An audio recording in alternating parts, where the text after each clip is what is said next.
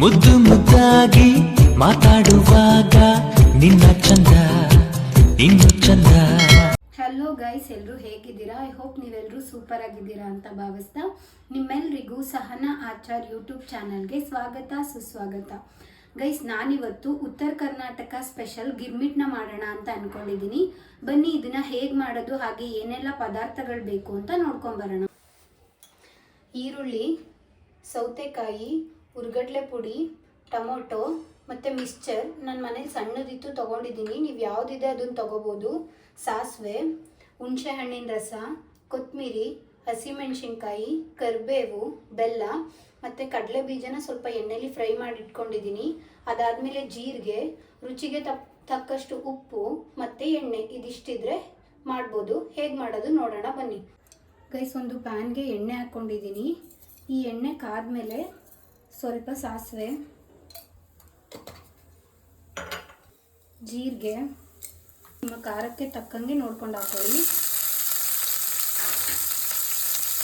ಈರುಳ್ಳಿ ಕಂಪ್ಲೀಟ್ ಹಾಕೋಬೇಡಿ, ಸ್ವಲ್ಪ ಹಸಿ ಈರುಳ್ಳಿನ ಎತ್ತಿಟ್ಕೋಬೇಕು. ಸೊಪ್ಪು,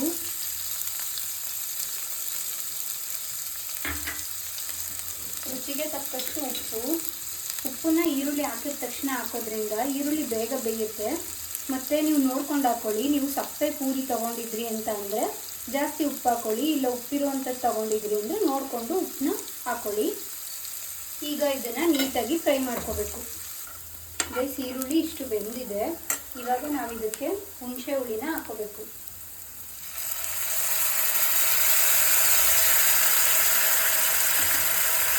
ಗೈಸ್, ಹುಣಸೆ ರಸ ಹಾಕೊಂಡಿದ್ದಾದಮೇಲೆ ಹುಳಿನ ಫುಲ್ಲು ಸಿಮ್ ಮಾಡ್ಕೊಳ್ಳಿ. ಜಾಸ್ತಿ ಮಾಡಿಕೊಂಡ್ರೆ ಅದು ನೀಟಾಗಿ ಬೆಂದಿರಲ್ಲ, ಹುಳಿ ಅಂಶ ಜಾಸ್ತಿ ಅನಿಸುತ್ತೆ. ಅದಾದಮೇಲೆ ಈಗ ಬೆಲ್ಲನ ಆ್ಯಡ್ ಮಾಡ್ಕೊತಾ ಇದ್ದೀನಿ. ಇದನ್ನು ನೀಟಾಗಿ ಮಿಕ್ಸ್ ಮಾಡ್ಕೊಳ್ಳಿ. ಗೈಸ್, ಇದು ಇಷ್ಟಾಗಿದೆ. ಇಷ್ಟಾದರೆ ಸಾಕು. ಇದ್ರ ಜೊತೆಗೆ ನೀವು ಕಲರ್ಫುಲ್ಲಾಗಿ ಬೇಕು ಅಂತ ಅಂದರೆ ಸ್ವಲ್ಪ ಅರಿಶಿನ ಪುಡಿನ ಆ್ಯಡ್ ಮಾಡ್ಕೋಬೋದು. ನಾನು ಅದನ್ನು ಆ್ಯಡ್ ಮಾಡಿಲ್ಲ. ಇವಾಗ ಇದನ್ನು ಕೆಳಗಿಡಬೇಕು. ಗೈಸ್, ಈ ಒಂದು ಗೊಜ್ಜಿಗೆ ನಾನು ಇವಾಗ ಈರುಳ್ಳಿನ ಆ್ಯಡ್ ಮಾಡ್ಕೊತಿದ್ದೀನಿ.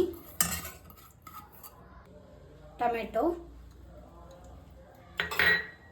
ಸೌತೆಕಾಯಿ ಆಪ್ಷನಲ್ಲು ಗೈಸ್, ಬೇಡ ಅಂದರೆ ಸ್ಕಿಪ್ ಮಾಡ್ಕೊಳ್ಳಿ. ಕೊತ್ತಂಬರಿ ಸೊಪ್ಪು ಮತ್ತು ಹುರ್ಗಡ್ಲೆ ಪೌಡರು, ಹಾಗೆ ಕಡಲೆ ಬೀಜ, ಇದಿಷ್ಟನ್ನು ಹಾಕಿ ಚೆನ್ನಾಗಿ ಮಿಕ್ಸ್ ಮಾಡ್ಕೋಬೇಕು. ಪುಡಿ ಹಾಕ್ಕೊಂಡಿದ್ದೀನಿ. ನೀಟಾಗಿ ಮಿಕ್ಸ್ ಮಾಡ್ಕೋಬೇಕು. ನೀವೆಷ್ಟು ಚೆನ್ನಾಗಿ ಮಿಕ್ಸ್ ಮಾಡ್ತೀರಾ ಟೇಸ್ಟ್ ಅಷ್ಟು ಚೆನ್ನಾಗಿರುತ್ತೆ. ನಿಮಗೆ ಖಾರ ಕಡಿಮೆ ಅಂತ ಅನ್ನಿಸ್ತು ಅಂದರೆ ಬೇಕಿದ್ರೆ ಸ್ವಲ್ಪ ಅಚ್ಚಕಾರದ ಪುಡಿನ ಆ್ಯಡ್ ಮಾಡ್ಕೊಳ್ಳಿ. ಮತ್ತು ನಾನು ಮಿಕ್ಸ್ಚರ್ ಏನು ಇಟ್ಕೊಂಡಿದ್ದೀನಲ್ಲ ಅದನ್ನು ಲಾಸ್ಟಲ್ಲಿ ಸರ್ವ್ ಮಾಡೋ ಟೈಮಲ್ಲಿ ಹಾಕೋತೀನಿ. ಈಗಲೇ ಹಾಕೊಂಡ್ರೆ ಅದು ಮೆತ್ತಗೆ ಅನಿಸ್ಬಿಡುತ್ತೆ. ಆ ಕ್ರಿಸ್ಪಿನೆಸ್ ಇರಬೇಕು ಅಂತಂದರೆ ನೀವು ಲಾಸ್ಟಲ್ಲಿ ಅದನ್ನು ಹಾಕೋಬೇಕು. ಗೈಸ್, ನೋಡಿದ್ರಲ್ಲ ಗಿರ್ಮಿಟ್ಟು ಎಷ್ಟು ನೀಟಾಗಿ ರೆಡಿ ಆಯಿತು. ಯಾವಾಗಲೂ ಚುರುಮುರಿನೇ ಮಾಡ್ತಿರ್ತೀವಿ, ಏನಾದರೂ ಡಿಫ್ರೆಂಟಾಗಿ ಟ್ರೈ ಮಾಡೋಣ ಅಂದರೆ ಈ ರೀತಿ ಮಾಡಿಕೊಂಡು ಒಂದ್ಸರಿ ಟ್ರೈ ಮಾಡಿ. ಸಂಜೆ ಟೈಮಲ್ಲಿ ಒಂದು ಬೆಸ್ಟ್ ಸ್ನ್ಯಾಕ್ ಅಂತ ಹೇಳ್ಬೋದು.